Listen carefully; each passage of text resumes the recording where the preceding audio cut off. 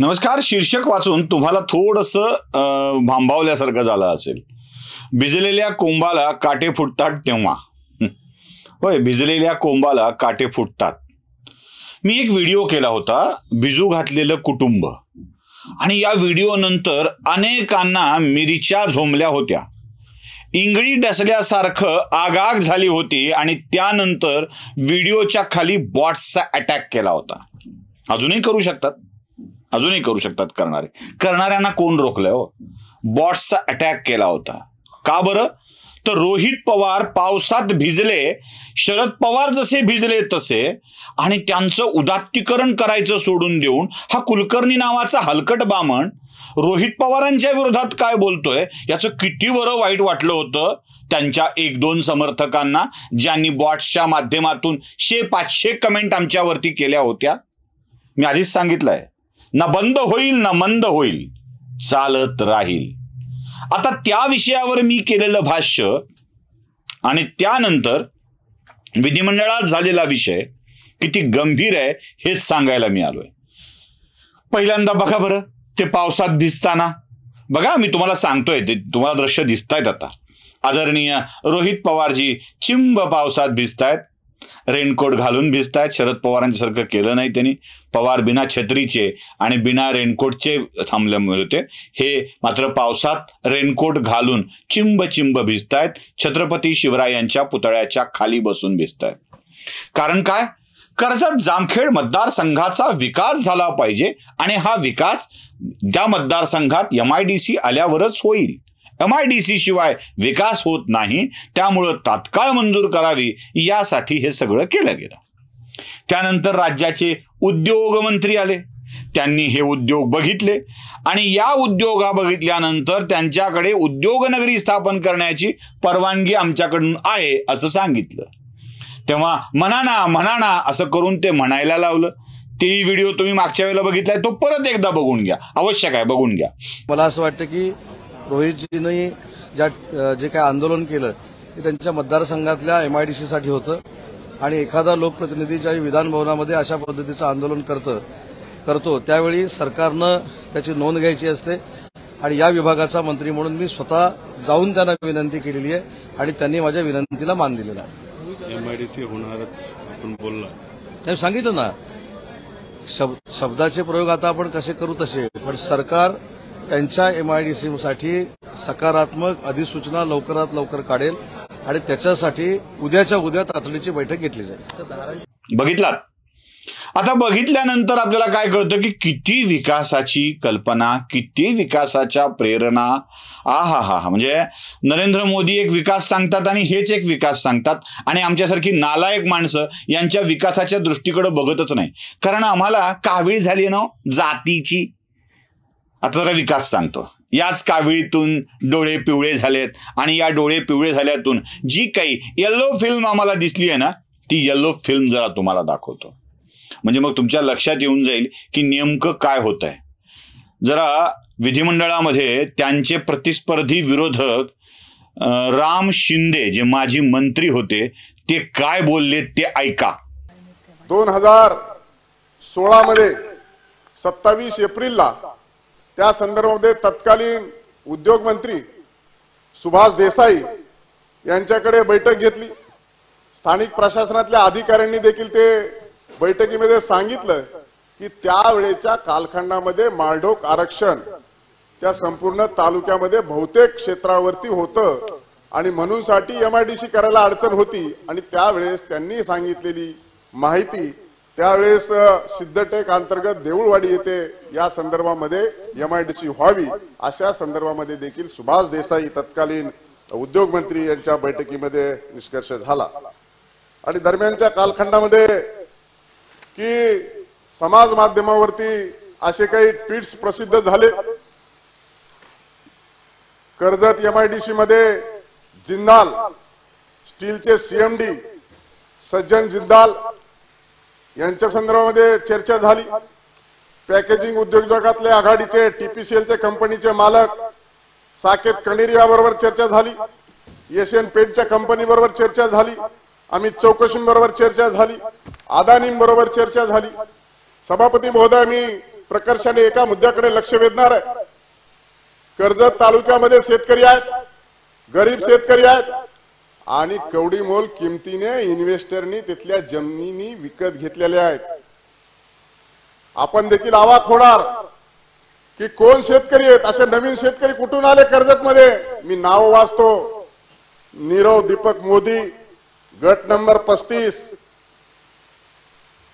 मनीषा अण्णा काचोले, गट number 37A, नयन Ganesh Agarwal 37/1/A, त्यानंतर नीरव मोदी गट नंबर 39 गट नंबर 39-2, कमलेश रतिलाल शहा गट नंबर 40, कमलेश रतिलाल शहा गट नंबर 41, कमलेश रतिलाल शहा गट नंबर 42, पंकज विनोद खन्नानी देखील तिथं जमीन घेतली आहे. कोणते विनोद खन्ना हे देखील आता पाहण्याची आवश्यकता आहे. गट नंबर 47, गणेश ओमप्रकाश अग्रवाल गट नंबर 48, पुन्हा एकदा नीरव दीपक मोदी गट नंबर 58 आणि 59. आणि म्हणून सभापती महोदया, पुन्हा एकदा नीरव दीपक मोदी व इतर गट नंबर G1, G2 आणि G3 अशा पद्धतीचे जे उद्योजक आणि इन्व्हेस्टर जे कवडी मोल किमतीने तेथील शेतकऱ्यांच्या जमिनी घेतल्यात, हा इन्व्हेस्टरसाठी MIDC करायची का शेतकऱ्यासाठी MIDC करायची का बेरोजगारांसाठी MIDC करायची, हे देखील इथं कळणं आवश्यक आहे. ऐकलं? आता फेक म्हणायचं नाही. हा आकडा म्हणजे हे वाक्य, ही माहिती विधिमंडळातल्या फ्लोअरवर दाखल झालेली आहे, याची विधिमंडळात नोंद झालेली आहे. फेक म्हणणाऱ्यांनो सावधान. तुम्ही फेक म्हणाल आणि विधिमंडळात हे असायचं. राम शिंदेचं बोलणं आपण ऐकलंय, पण त्यासोबत आणखीही बाजू ऐकावी लागेल, ती रोहित पवारांची. तेही काय म्हणतायत याबाबत तेही ऐकून घेऊया. आणि त्यांनी सांगितलं की याच्यामध्ये नीरव मोदींनी जमीन घेतलेली आहे.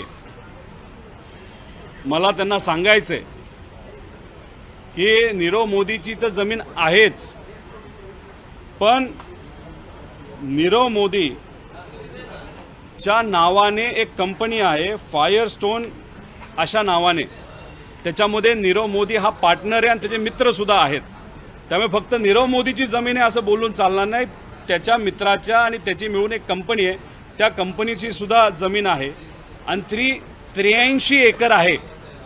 पण ही 83 एकर जमीन ही MIDCली जो एरिया फायनल केलेला आहे त्या एरियातून वगळण्यात आली आहे. कारण का बरं सोडा, शिंदे त्यांचे राजकीय विरोधक ना. आता मी तलाठ्याने दिलेला कागद ज्याच्यावर मंडळ अधिकारी आणि तलाठी सज्जा यांची स्वाक्षरी असते, तो कागद तुम्हाला दाखवतोय. एकदा बघून घ्या. फेक म्हणू नये म्हणून ही काळजी. बाकी काही आपला अंदाज नाही. काय करायचं ते करू दे त्यांना. झालं? बघितलं? आता तुम्हाला माहिती सांगतो. माहिती अशी आहे की कर्जत आणि जामखेड या 2 तालुक्याचा एक विधानसभा मतदारसंघ. आता या दोन्ही तालुक्यामध्ये MIDC व्हावी यासाठीचे प्रयत्न चालू. त्यापैकी जामखेड तालुक्यामध्ये 1986लाच MIDC स्थापन झालेली. पण जामखेडमध्ये बाकी काही उद्योग बहरला फुलला की नाही माहीत नाही. एक उद्योग मात्र जोरदार चालू आहे आणि त्या उद्योगाचं नाव आहे असतील नोटा तर सांच्याला भेटा. म्हणजे जामखेडमध्ये मोठ्या प्रमाणावर चालू आहे ते तमाशा थिएटर. आणि या तमाशा थिएटरामुळे जामखेड ओळखलं जातं. बरं, इथे MIDCची जागा देऊन सगळं करून काहीही झालं नाही. मग आता कर्जतला झाली पाहिजे. जामखेडचे काय दिवे लावले कळलं नाही कोणत्याही सरकारने. म्हणजे 2095च्या भाजपच्या सरकारने काही दिवे लावले नाहीत, 2014च्या भाजपच्या सरकारने काही दिवे लावले. फक्त भाजपवर टीका करायची बरं का आपल्याला.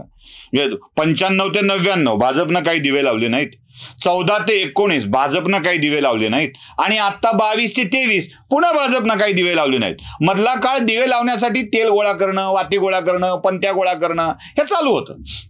बाकी दिवे यांना लावता आले नाहीत. यांच्या 11 वर्षाच्या कालखंडामध्ये यांना कोणताही बकरा शोधता आला नाही. बाकी उर्वरित महाराष्ट्र 1960ला स्थापन झाला होता. 86 पासून MIDCची प्रोसेस सुरू आहे. म्हणजे 86, 96, पुढे 2006, 2016, 30 आणि वरचे आता जे काही झाले ते असे 4 आणि 3, 7 असे 37 वर्षात 11 वर्ष भाजपला काहीही दिवे लावता आलेले नाहीत. उरलेला 26 वर्षाचा कार्यकाळ दिवे गोळा करण्यासाठी चालू होता. बरं, या कर्जतमध्ये MIDC करायची म्हणून जागा निवडली आणि जी जागा निवडली त्या जागेचा प्रॉब्लेम होता. एक मोठा प्रॉब्लेम होता. सरकारी प्रॉब्लेम अशी खूप असतात. खंडाळा पाटेगाव हा शिवार जो आहे कर्जत तालुका मुळात अभयारण्याच्या क्षेत्रामध्ये येतो. माळढोक या पक्षासाठी रिझर्व्ह फॉरेस्ट आहे ते माळढोक. आणि माळढोक रिझर्व्ह फॉरेस्ट असल्यामुळं त्या भागामध्ये औद्योगिक नगरी उभा करणं शक्य नव्हतं. यासाठीचा प्रचंड फॉलोअप झाला. 2016 साली भाजपच्या सरकारने दिवे लावण्याचा प्रयत्न केला उद्योगाचे, पण ते माळढोक असल्यामुळं जमणार नाही असं सांगितलं. त्यावेळेला माझ्या माहितीप्रमाणे दिवे लावणाऱ्या मंत्र्यांमध्ये उद्योग मंत्री म्हणून सुभाष देसाईच होते, जे आदरणीय परम आदरणीय उद्धवसाहेब ठाकरे यांच्या पक्षामध्ये अजूनही आहेत, उबाठा शिवसेना गटाचे. यांनी सांगितलं की माळढोक आरक्षण असल्यामुळं तिथं आपल्याला काही करता येणार नाही, म्हणून त्यांनी पर्यायी जागा सुचवली आणि ती होती अष्टविनायकापैकीच्या सिद्धटेक जवळ, तो जवळचा परिसर सिद्धटेक जवळ देऊळवाडी नावाचं गाव आहे. त्या देऊळवाडीच्या शिवारामध्ये हे औद्योगिक नगरी उभा करण्यात यावी. आता प्रोसेस सुरू झाली 16ला. सरकारचं कसं असतं, पुन्हा गमबन ती सीडी बंद पडली, म्हणजे मागं कॉम्प्युटरमध्ये आपण सीडी घालायचो बघा, आणि ती बंद पडली की पुन्हा पहिल्यापासून सुरू व्हायची, संपली की पुन्हा पहिल्यापासून सुरू व्हायची. तसं सरकारी काम असतं. ते थांबलं की पुन्हा पहिल्यापासून सुरू होतं आणि तसंच झालं. पुन्हा ती प्रोसेस पहिल्यापासून सुरू झाली. बरं, जामखेडमध्ये जागा घेऊन पडलेली आहे, तिथे बसलेले आहेत, हे असताना सुद्धा पुन्हा कर्जतला वेगळी उभा करायची होती. मग पोस्ट सुरू झाल्या. आम्ही जिंदालशी भेटलो, आम्ही एशियन पेंटला भेटलो, आम्ही TPCला भेटलो, आम्ही अदानी ग्रुपला भेटलो आणि या सगळ्यांनी मिळून आम्हाला कर्जत तालुक्यामध्ये उद्योग उभा करायचे आहेत असं गडगडून सांगितलं. विनंती केली, जागा द्या हो जागा. त्या नाटकासारखं घर देतं का घर, कुणी तुफानाला घर, तसं जागा देतं का जागा, कुणी उद्योगाला जागा, असं म्हणत Adani, Asian paints, TPC, Jindal group पवारांच्या दारात उभं होता. पवार साहेब, कर्जतमध्ये जागा देता का जागा, तुमच्या नातवाला आम्हाला आता निवडून आणायचं आहे, तुमचा नातू आता उत्कर्ष करतो आहे, जागा देता का जागा, म्हणून मागं लागले होते. जणू काही कर्जत तालुक्यामध्ये कच्चा माल प्रचंड मोठ्या प्रमाणावर आहे. रेल्वे अशा धडाधड 5-5 मिनिटाला जातात. प्रचंड हायवे झालेले आहेत आणि शिक्षण घेऊन मुलं तर इतकी तांत्रिकदृष्ट्या परफेक्ट झालीत. एक 10-5 इंजिनिअरिंग कॉलेज आहेत, 10-5 मेडिकल कॉलेज आहेत आणि तिथून बाहेर पडलेल्या पोरांना हाताला काम हवं आहे, ती आपलं पुण्या मुंबईकडे पळत आहेत, म्हणून यांना इथे उद्योग करायचा आहे असंच वाटत होतं. आता खरं कारण सांगतो. आता व्हिडिओच्या अंताला खरं कारण सांगतो. शिंदेंनी जी गोष्ट सांगितली आहे ती इतकी खतरनाक आहे. तो कागद पुन्हा बघा, जो तलाठ्याकडून आलेला आहे तो कागद पुन्हा बघा. या परिसरामध्ये ज्या जमिनीचं अधिग्रहण सरकारला MIDC साठी करायचं आहे, त्या अधिग्रहित केलेल्या जमिनी तालुक्यातील शेतकऱ्यांच्याकडून आधीच कोणीतरी खरेदी केलेल्या आहेत. म्हणजे जमिनी शेतकऱ्यांच्या नाहीत, तर त्या उद्योजकांच्या नाहीत, तर त्या जमिनी आहेत इन्व्हेस्टर्सच्या. आपल्याकडील काळा पैसा इथल्या काळ्या मातीत टाकून त्याला पांढरा करण्याचा उद्योग करणाऱ्या लोकांनी इथे शेतजमीन विकत घेतली आणि पुढे चढ्या भावानं अधिग्रहणाच्या वेळेला हीच जमीन सरकारला विकायची आहे. नावं बघूयात. नीरव दीपक मोदी, आठवतंय? कुछ याद आया, कुछ चमका आंखों के सामने? हा तोच नीरव मोदी जो या देशाचे करोडो रुपये घेऊन फरार झाला आहे. पुन्हा म्हणाल, मोदींच्या काळात मोदी फरार झाला, तर या नीरव मोदीला दिली गेलेली कर्ज ही 2014च्या आधीची आहेत. हा मोदी भावकीचं वैर काढून त्या मोदीला कर्ज मागायला लागला आणि पहिला मोदी पळून गेला. दुसरं नाव आहे नयन गणेश अग्रवाल. या नीरव मोदीच्या 35 गट क्रमांक 39-1, 39-2, 58, 59 एवढ्या ठिकाणी जमिनी आहेत. नयन गणेश अग्रवाल 37-1 या गटामध्ये जमीन आहे. कमलेश रतिलाल शहा गट क्रमांक 40, गट क्रमांक 41, गट क्रमांक 42 एवढ्या ठिकाणी जमिनी आहेत. एक नाव जरा आश्चर्यकारक आहे, पंकज विनोद खन्ना. आता हा विनोद खन्ना, दिवंगत विनोद खन्ना अभिनेता, त्याचा मुलगा आहे की अजून कोण आहे? कारण एक अक्षय विनोद खन्ना आम्हाला माहित आहे. आता हा विनोद खन्ना कोण आहे बघावं लागेल. 47 गटामध्ये याची जमीन आहे. नुसता गणेश अग्रवाल एक नाही, ते गणेश ओमप्रकाश अग्रवाल यांच्या नावाने पण तिथे जमीन आहे. आहे ना गंमत? इन्व्हेस्टर्सचा फायदा करण्यासाठी स्वतः पावसात भिजून तिथेच MIDC झाली पाहिजे असा अट्टहास करत राहायचा आणि लोकांनी भिजलेला परिवार, भिजू घातलेलं कुटुंब म्हटलं तर त्याच्यावरती बॉट अटॅक करायचा. हे कुठलं धोरण? हे कुठलं धोरण? का तुम्ही बांधाल ते तोरण? लवासात काय झालं माहित आहे ना, न्यायालयानं काय बोललंय ते? कुठल्याही प्रोजेक्टमध्ये आपापल्या इन्व्हेस्टर्सला मोठं करण्यासाठीच प्रोजेक्ट झाला पाहिजे असा अट्टहास करायचा. त्याचे भावनिक फायदे देखील उचलून घ्यायचे. हाच तर सगळा धंदा आता बिनबोबाटपणे सुरू आहे. आता ज्यांना वाटतंय हे फेक आहे त्यांनी नक्की बोलावं, त्यांना आम्हाला नाही. नमस्कार.